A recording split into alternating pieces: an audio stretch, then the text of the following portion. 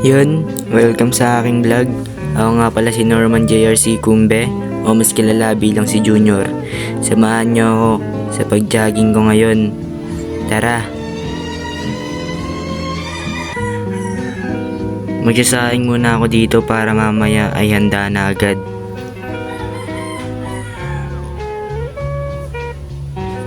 Dito naman ay de-defrost ko ang hotdog para lumambot at hindi ako matagalan sa pagluluto.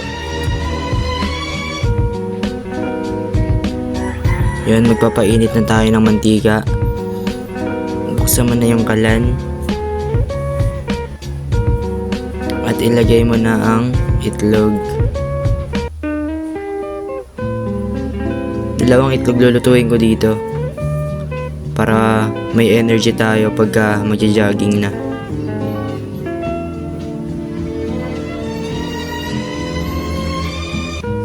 Yan, tinakpan ko ito para maganda yung kakalabasan ng luto ko.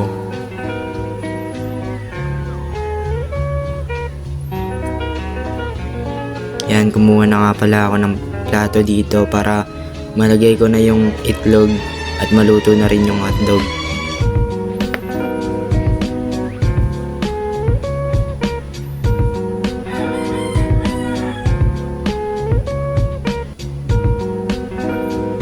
Yan, dito, lulutuin na natin yung hotdog. Mabilisan lang to.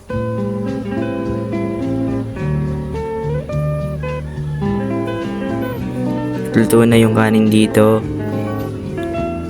Tara, FT tayo. At dito naman ay tapos na ako maligo. Kaya samahan nyo na ako. Tara. Ngayon ay magja-jogging na kami at pag-uusapan natin ang advantage at disadvantage ng pagja-jogging.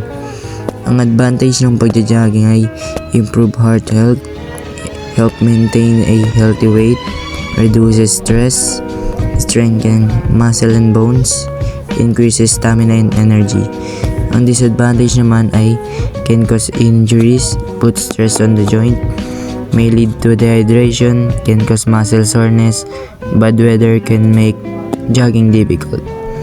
Ang benefits naman ay jogging improves your heart health, strengthening your muscle and bones, help you maintain a healthy weight, reduces stress, and increase your stamina.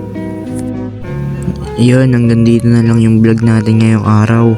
Salamat sa manonood nyo at nagsayang kayo ng 3 minuto ng buhay nyo. Hanggang dito na lang. Peace!